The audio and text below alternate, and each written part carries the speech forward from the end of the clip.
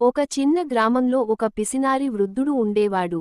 అతనికి పంట పొలాలు, పశువులు, బంగారం, వెండి అంతా ఉండేవి. కాని అతని స్వభావం మాత్రం చాలా విచిత్రం. ఎంత ధనవంతుడు అయినా ఒక్క పైసా కూడా ఖర్చు పెట్టడానికి ఇష్టపడేవాడు కాదు. తనకే తినడానికి సరిపడా అన్నం వండించుకుని పాత బట్టలతో తిరుగుతూ ఉండేవాడు. గ్రామంలో ఎవరికైనా సహాయం అవసరమైనా నా దగ్గర ఏమీ లేదు అని అబద్ధం చెబుతూ తప్పించుకునేవాడు. ఒకసారి గ్రామంలో ఒక పెద్ద పండుగ వచ్చింది.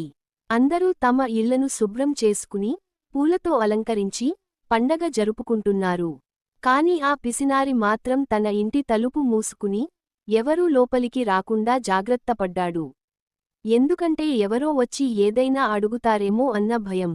పక్కింటి పిల్లలు కూడా ఆడుకుంటూ అతని ఇంటి దగ్గరకు వస్తే ఇక్కడికి రాకూడదు, వెళ్ళిపోండి అని గట్టిగా తిట్టేవాడు. ఇలా రోజులు గడుస్తుండగా ఒక రోజు ఆ వృద్ధుడు తీవ్రంగా అనారోగ్యానికి గురయ్యాడు. బంధువులెవ్వరూ దగ్గరికి రాలేదు.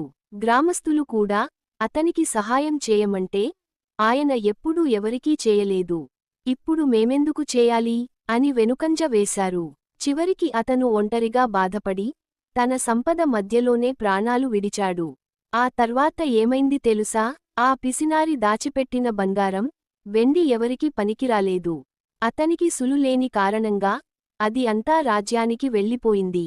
గ్రామస్థులు చూసి ఆశ్చర్యపోయారు. ఇంత సంపద ఉన్నా అతను ఒక మంచి మాట కూడా చెప్పలేదు. దాని ప్రయోజనం ఏమిటి అని పరస్పరం చెప్పుకున్నారు. ఆ కథ విని పిల్లలు, యువకులు అందరూ ఒక పాఠం నేర్చుకున్నారు.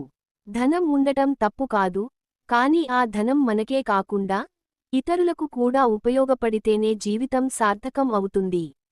పిసినారి వృద్ధుడి జీవితమంతా కష్టంతో కూడుకున్నా చివరికి ఆయనకు ఎలాంటి గౌరవం దక్కలేదు.